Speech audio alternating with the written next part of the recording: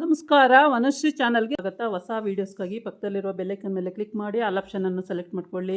ಇವತ್ತು ಅನುಪಮ ಸೀರಿಯಲ್ಲು ಹೇಗೆ ಓಡ್ತಾ ಇದೆ, ಏನು ಸ್ಟೋರಿ ಇದೆ ನೋಡೋಣ ಬನ್ನಿ. ಅನುಪಮಗೆ ಈ ಮಗಳು ಕಾಣೆಯಾಗಿರೋದು ದೊಡ್ಡ ಯೋಚನೆ ಆಗೋಗಿದೆ. ಆ ಕಡೆ ನೋಡಿದ್ರೆ ಅನುಜ್ ಬಂದಿಲ್ಲ, ಈ ಕಡೆ ನೋಡಿದ್ರೆ ಆದ್ಯ ಎಲ್ಲೋದ್ಲು ಅಂತಲೇ ಗೊತ್ತಿಲ್ಲ. ಪೊಲೀಸ್ ಹುಡುಕ್ತಿದ್ದಾರೆ, ಅರೆಸ್ಟ್ ಮಾಡ್ತಾರೆ ಅಂತ ಪಾಪ ಆ ಮಗು ಹೆದರ್ಕೊಂಡು ಎಲ್ಲೋ ಒಂದು ಕಡೆ ಉಳ್ಕೊಂಬಿಟ್ಟಿದೆ. ಎಲ್ಲ ಕಡೆ ಕದ್ದು ಕೂತ್ಕೊಳ್ಳುತ್ತೆ ನೋಡಿ. ಆದರೆ ಆ ಮಗು ಮೇಲೆ ಕಂಪ್ಲೇಂಟ್ ಮಾಡಿರೋದು ತುಂಬಾ ತಪ್ಪು. ಆ ಮಗು ಮಾಡಿದ ಕೆಲಸ ಏನೂ ಇಲ್ಲ. ಅವಳು ಅವ್ರನ್ನ ಬಚಾವ್ ಮಾಡೋಕ್ಕೆ ಓಡೋಗಿದ್ದೇ ತಪ್ಪು ನೋಡಿ. ಇಲ್ಲಿ ಈ ಕಾಲದಲ್ಲಿ ಹೆಂಗೆ ಅಂದರೆ, ಯಾರನ್ನಾರ ಬಚಾವ್ ಮಾಡ್ತೀವಿ ಅಂತ ಹೋದರೆ ಇದೇ ಆಗೋದು. ಯಾರನ್ನೂ ಬಚಾವ್ ಮಾಡೋಕ್ಕೆ ಹೋಗಬಾರ್ದು ಅನಿಸುತ್ತೆ ಒಂದೊಂದ್ಸಲಿ ನೋಡಿದ್ರೆ ಮಾನವ ದೃಷ್ಟಿಯಿಂದ ಅವ್ರನ್ನ ಬಚಾವ್ ಮಾಡಬೇಕು ಅನಿಸುತ್ತೆ. ಹೀಗಾಗಿ ಪಾಪ ಈ ಮಗು ಸಿಕ್ಕಾಕ್ಕೊಂಡಿದ್ದಾಳೆ. ಇವಾಗ ಇವಳನ್ನ ಅರೆಸ್ಟ್ ಮಾಡೋಕ್ಕೆ ಪೊಲೀಸರು ಹುಡುಕ್ತಿದ್ದಾರೆ, ಆದರೆ ಅವಳು ಇನ್ನೂ ಸಿಕ್ಕಿಲ್ಲ. ಅನುಪಮ ಕೂಡ ಎಲ್ಲ ಕಡೆ ಆದಿ ಬೀದಿ ಗಲ್ಲಿ ಎಲ್ಲ ಹುಡುಕ್ತಿದ್ದಾಳೆ, ಎಲ್ಲೂ ಸಿಗ್ತಾ ಇಲ್ಲ. ಕೊನೆಗೆ ದೇವ್ರ ಮೊರೆ ಹೋಗ್ತಾಳೆ. ಅಲ್ಲಿ ದೇವ್ರ ಹತ್ರ ಹೋಗಿ ಈ ಹುಡುಗಿ ಹೋಗಿ ಬೇಡ್ಕೋಬೇಕು ಅನ್ನೋಷ್ಟರೊಳಗೆ ಅನುಪಮ ಅಲ್ಲಿಗೆ ಬರ್ತಾಳೆ. ಬಂದುಬಿಟ್ಟು ನನ್ನ ಮಗಳನ್ನ ಎಲ್ಲಾದರೂ ದೇವರೇ ಹುಡುಕೊಡಪ್ಪ ಕೃಷ್ಣ ಪರಮಾತ್ಮ ಅಂತ ಕೇಳ್ತಾ ಇರ್ತಾಳೆ. ಆವಾಗ ಅನುಪಮ ಅದನ್ನು ನೋಡಿಬಿಟ್ಟು ಆದ್ಯ ಅದನ್ನು ನೋಡಿಬಿಟ್ಟು ಅಮ್ಮ ಹತ್ರ ಹೋಗೋಣ ಅಂತ ಇನ್ನೇನು ಹೋಗಬೇಕು ಅಂತಿರ್ತಾಳೆ. ಅಷ್ಟೊತ್ತಿಗೆ ಪೊಲೀಸ್ ಅಲ್ಲಿಗೂ ಬಂದುಬಿಡ್ತಾರೆ. ಪಾಪ ಹೋಗ್ಬಿಡ್ತಾಳೆ. ಇಲ್ಲಾಂದರೆ ಅಮ್ಮ ಮಗಳು ಒಂದಾಗ್ಬಿಡ್ತಾಯಿದ್ರು. ಅಲ್ಲೂ ಅವಳಿಗೆ ಮೋಸ ಆಗೋಯ್ತು. ಆಮೇಲೆ ಅಲ್ಲಿಂದ ಬಚಾವಾಗಿ ಪುರೋಹಿತರ ಹತ್ರ ಕೇಳ್ತಾಳೆ ಹೋಗಿ, ಅನುಪಮ ನನ್ನ ಮಗಳು ಇಲ್ಲೇನಾದರೂ ಬಂದಿದ್ಲಾ, ಆದ್ಯ ನೋಡಿದ್ರಲ್ಲ ಅಂತೇಳಿ. ಇಲ್ಲಮ್ಮ, ಇವತ್ತೆಲ್ಲೂ ನೋಡಲಿಲ್ಲ, ನಾನು ಈ ಕಡೆ ಬಂದಿಲ್ಲ ಅಂತ ಹೇಳ್ತಾರೆ. ಆದರೆ ಎಲ್ಲಿಂದ ಹುಡುಕ್ಲಪ್ಪ ದೇವರೇ, ಎಲ್ಲೋದಮ್ಮ ಬಾರೇ ಅಂತ ಎಲ್ಲ ಕರೀತಾಳೆ. ಎಲ್ಲಿಗೆ ಬರೋದು? ಅವಳಿಗೆ ಗೊತ್ತಿರುತ್ತೆ ನಮ್ಮ ಮಮ್ಮಿ ತುಂಬ ಕಣ್ಣೀರಾಗ್ತಿದ್ದಾರೆ, ನಾನು ಹೋಗಬೇಕು ಅನ್ನೋದು. ಆದರೆ ಅರೆಸ್ಟ್ ಮಾಡ್ತಾರೆ ಅನ್ನೋದೊಂದು ಭಯ ಇದೆ. ಹಾಗಾಗಿ ಅವಳು ಹತ್ರಕ್ಕೂ ಬರ್ತಾ ಇಲ್ಲ. ಆಮೇಲೆ ಅಲ್ಲಿಂದ ಹೇಗಪ್ಪ ಬಚಾವಾಗೋದು ಅಂತ ಮಗು ಕಾಯ್ತಾ ಇರ್ತಾಳೆ ಆದರೆ ಆದ್ಯ ನೋಡ್ತಾ ಇರುವ ಹಂಗೆ ಅನುಪಮ ದೇವ್ರ ಹತ್ರ ಕೂತ್ಕೊಂಡು ದೇವ್ರ ಮೊರೆ ಹೋಗಿ ಕೇಳ್ತಾ ಇರ್ತಾಳೆ. ದೇವರೇ, ನನ್ನನ್ನು ಕಾಪಾಡಪ್ಪ, ಹೇಗಾದರೂ ಮಾಡಿ ನನ್ನನ್ನು ಕಾಪಾಡು ದೇವರೇ, ನನ್ನ ಮಗಳನ್ನ ನನ್ನ ಹತ್ರ ಕಳಿಸ್ಕೊಡು, ನನ್ನ ಅನುಜನ ನನ್ನ ಹತ್ರ ಕಳಿಸ್ಕೊಡು. ಸ್ವಿಚ್ ಆಫ್ ಆಗಿದೆ, ಮಗಳು ಸ್ವಿಚ್ ಆಫು, ಅನುಜನು ಸ್ವಿಚ್ ಆಫು, ಎಲ್ಲ ಸ್ವಿಚ್ ಆಫ್ ಮಾಡ್ಕೊಂಡಿದ್ದಾರೆ. ನಾನು ಹೆಂಗಪ್ಪ ಇವ್ರನ್ನೆಲ್ಲ ಕಂಡುಹಿಡೀಲಿ, ಯಾಕೆ ನನ್ನ ಜೀವನದಲ್ಲೇ ಹಿಂಗಾಗುತ್ತೆ ಅಂತ ಪಾಪ ಅವಳು ಪರಿಪರಿಯಾಗಿ ಬೇಡ್ಕೋತಾ ಇದ್ದಾಳೆ.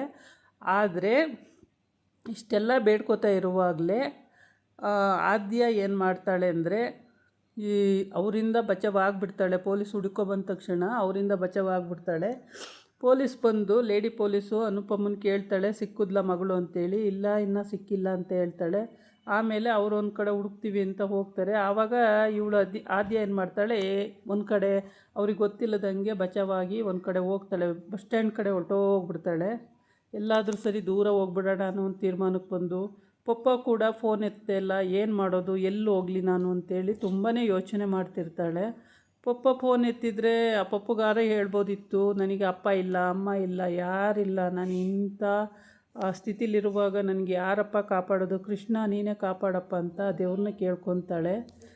ಇವರು ಪೊಲೀಸವ್ರು ಏನು ಮಾಡ್ತಾರೆ, ಬೀದಿಲೂ ಅವ್ಳ ಫೋಟೋ ಇಟ್ಕೊಂಡು ಈ ಹುಡುಗಿ ನೋಡಿದ್ರ ಎಲ್ಲಾದರೂ ಅಂತ ಎಲ್ಲ ಕಡೆ ಕೇಳ್ಕೊಂಡು ಬರ್ತಾಯಿದ್ದಾರೆ. ಆವಾಗ ಅವಳಿಗೆ ಇನ್ನೂ ಭಯ ಆಗಿಬಿಡುತ್ತೆ. ನನ್ನ ಕರ್ಕೊಂಡೋಗಿ ಏನು ಮಾಡಿಬಿಡ್ತಾರೋ ಇವರು ಅಂತ ಹೇಳ್ಬಿಟ್ಟು ಅವಳು ತುಂಬ ಭಯ ಪಟ್ಕೊಂಡು ಆ ಕಡೆ ಬಸ್ ಸ್ಟ್ಯಾಂಡ್ ಕಡೆ ಹೊರಟೋಗ್ಬಿಡ್ತಾಳೆ. ಬಸ್ ಸ್ಟ್ಯಾಂಡ್ ಕಡೆ ಹೋಗಿ ಅಲ್ಲಿ ಖಾಲಿ ಬಸ್ ಇರೋ ಕಡೆ ನೋಡಿಕೊಂಡು ಅಲ್ಲಿ ಓಡೋಗ್ತಾಳೆ. ಹೆಂಗಾದರೂ ಸರಿ ಮುಖ ಮುಚ್ಕೊಂಡು ಬಚಾವಾದರೆ ಸಾಕು ಅನ್ನಂಗೆ ಆಗೋಗಿರುತ್ತೆ. ನನಗೆ ಜೈಲಂತೂ ಬೇಡಪ್ಪ ದೇವರೇ ಅನ್ನೋಷ್ಟು ಅವಳು ಬೇಜಾರು ಮಾಡಿಕೊಂಡು ಆದ್ಯ ಹಂಗೆ ಹೋಗ್ತಾ ಇರ್ತಾಳೆ. ಆಮೇಲೆ ಅಲ್ಲಿ ಅವರಿಗೆಲ್ಲ ಬಚಾವಾಗಿ ಹೋಗಬೇಕಾದ್ರೆ ಅವಳಿಗೆ ಬಸ್ ಸ್ಟ್ಯಾಂಡ್ ಕಡೆ ಹುಡ್ಕೊಂಡು ಹೋಗಬೇಕಾದ್ರೆ ಎಲ್ಲಾದರೂ ಬಸ್ಸಿಗೆ ಹೋಗ್ಬಿಟ್ಟು ಯಾವ ಕಡೆಗೆ ಹೋಗುತ್ತೆ ಆ ಕಡೆ ಬಸ್ಸಿಗೆ ಹತ್ಬಿಡೋಣ ಅಂತ ಹೋಗ್ತಾಳೆ. ಅಲ್ಲೊಂದು ಬಸ್ಸಿಗೆ ಹತ್ಕೊಂಡಿರ್ತಾಳೆ. ಪಾಪ ಹತ್ತಿದ್ರೆ ಯಾವ ಬಸ್ಸು ಯಾವ ಕಡೆಗೆ ಅಂತ ಗೊತ್ತಿರಲ್ಲ, ಆದ್ರೂ ಹತ್ಬಿಟ್ಟಿದ್ದಾಳೆ.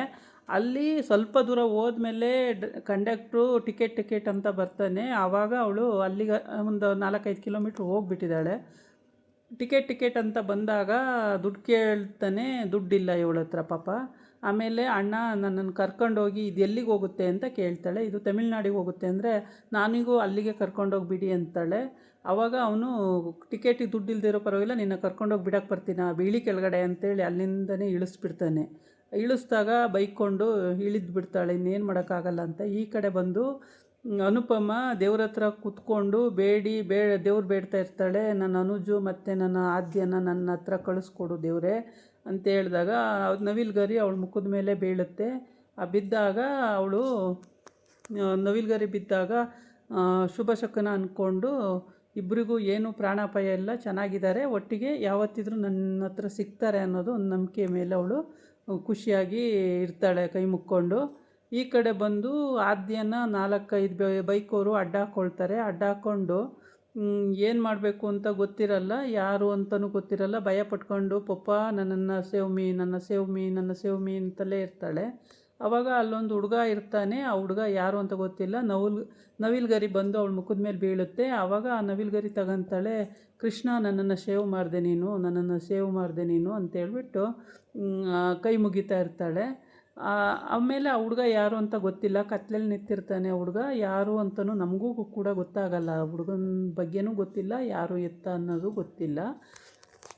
ಆಮೇಲೆ ಈ ಕಡೆ ಅನುಪಮ ಯೋಚನೆ ಮಾಡೋದು, ಹುಡುಕೋದು, ಎಲ್ಲಿ ಹುಡುಕಲಿ, ಏನು ಮಾಡಲಿ, ಕಾಂಟ್ಯಾಕ್ಟೇ ಸಿಗ್ತಿಲ್ವಲ್ಲ ಅಂತೇಳಿ ತುಂಬಾ ಯೋಚನೆ ಮಾಡ್ತಲೇ ಇರ್ತಾಳೆ. ಆದರೆ ಗಂಡನ ಬಗ್ಗೆನೂ ಏನೂ ಗೊತ್ತಾಗಲ್ಲ, ಮಗಳ ಬಗ್ಗೆನೂ ಗೊತ್ತಾಗಲ್ಲ. ಒಟ್ಟಿಗೆ ಎಲ್ಲ ಸೇಫ್ ಇದ್ದಾರೆ ಅಂತ ಆಯಿತು. ಆ ಕಡೆ ಅನುಜನೂ ಸೇಫ್ ಇದ್ದಾನೆ, ಈ ಕಡೆ ಆದ್ಯನೂ ಸೇಫ್ ಇದ್ದಾಳೆ, ನಾನು ಸೇಫ್ ಇದ್ದೀನಿ. ಒಟ್ಟಿಗೆ ನಮ್ಮ ಸಂಸಾರ 3 ಕಡೆ ಆಗೋಗಿದೆ, ನಾವು ಎಲ್ಲಿ ಅಂತ ಎಲ್ಲ ಒಂದಾಗೋದು ಅನ್ನೋದೇ ಅವಳ ಚಿಂತೆ ಆಗಿರುತ್ತೆ. ಯಾವತ್ತಿದ್ರೂ ಕೃಷ್ಣ ಪರಮಾತ್ಮ ನಮ್ಮನ್ನು ಒಂದು ಮಾಡ್ತಾನೆ ಅಂತ ಒಂದು ಧೈರ್ಯದಲ್ಲಿ ಅವಳು ಕೂತ್ಕೊಂಡು ದೇವ್ರ ಹತ್ರ ಜಪ ಮಾಡ್ತಾ ಕೂತಿರ್ತಾಳೆ. ಆವಾಗ ನವಿಲ್ಗರಿ ಮುಖದ ಮೇಲೆ ಬಂದು ಬಿದ್ದ ತಕ್ಷಣ ಶುಭ ಶಕುನ ಅಂದ್ಕೊಂಡು ಖುಷಿಯಾಗುತ್ತೆ ಸ್ವಲ್ಪ. ಆದ್ರೂ ಭಯ ಇರೋದಿದ್ದೇ ಇದೆ. ಮಗಳು ಎಲ್ಲಿ ಹೊರಟೋದ್ಲು, ಊಟ ಇಲ್ಲ, ತಿಂಡಿ ಇಲ್ಲ, ಬಟ್ಟೆ ಇಲ್ಲ, ಪಾಪ ಏನು ಮಾಡ್ತಾಳೆ ಅಂಥೇಳಿ ಅವಳು ದುಃಖ ಪಡ್ತಿರ್ತಾಳೆ. ಈ ಕಡೆ ಅವಳು ಆದ್ಯ, ನನಗೆ ತಂದೆ ಇಲ್ಲ, ತಾಯಿ ಇಲ್ಲ, ನನಗೆ ಯಾರೂ ಇಲ್ಲ, ನನ್ನನ್ನು ಏನಕ್ಕಪ್ಪ ಸೇವ್ ಮಾಡಿದೆ, ನನ್ನ ಬದುಕಿಸಿದ್ದು ಅಂಥೇಳಿ, ಯಾರೂ ಸಾಕೋರಿಲ್ಲ ನನ್ನನ್ನು, ನಾನು ಎಲ್ಲಿ ಅಂತ ಹೋಗಲಿ, ಹೇಗೆ ಬದುಕಲಿ ಅಂತೇಳಿ ಅವಳು ಪಾಪ ಚಿಂತೆ ಮಾಡ್ತಿರ್ತಾಳೆ. ಈ ಸ್ಟೋರಿ ಈ ಥರ ಆಗ್ತಿರ್ಬೇಕಾದ್ರೆ ಈ ಕಡೆ ಅವಳ ಧನು ಕಂಪ್ಲೇಂಟ್ ಕೊಟ್ಟು ಪಾಪ ಹುಡುಗಿನ ಇಡ್ಸೋ ರೀತಿ ಮಾಡಿಬಿಟ್ಟಿದ್ದಾಳೆ. ಇವಳು ಹುಟ್ಟು ಕ್ರಿಮಿನಲ್ಲು, ಪ್ರಳಯಂತಕಿ. ಇವಳು ಸುಮ್ಮನೆ ಇದ್ದಿದ್ದರೆ ಅಲ್ಲಿ ಕಂಪ್ಲೇಂಟೇ ಆಗ್ತಿರಲಿಲ್ಲ. ಆ್ಯಕ್ಚುಲಿ ಆದ್ಯ ಅಲ್ಲಿ ಡಿಂಪಿನ ಸಾಯಿಸೇ ಇಲ್ಲ. ಡಿಂಪಿನ ಶೇವ್ ಮಾಡೋಕ್ಕೆ ಹೋದಾಗ ಇವಳೇ ಸಾಯಿಸೋದ್ಲು ಅಂತೇಳಿ ಇವರೆಲ್ಲ ಹೇಳಿ ಇದಾಗಿತ್ತು ಇವತ್ತಿನ ವಿಡಿಯೋ. ನಾಳೆ ಇನ್ನೊಂದು ವಿಡಿಯೋ ಜೊತೆ ಬರ್ತೀನಿ. ನಮಸ್ಕಾರ.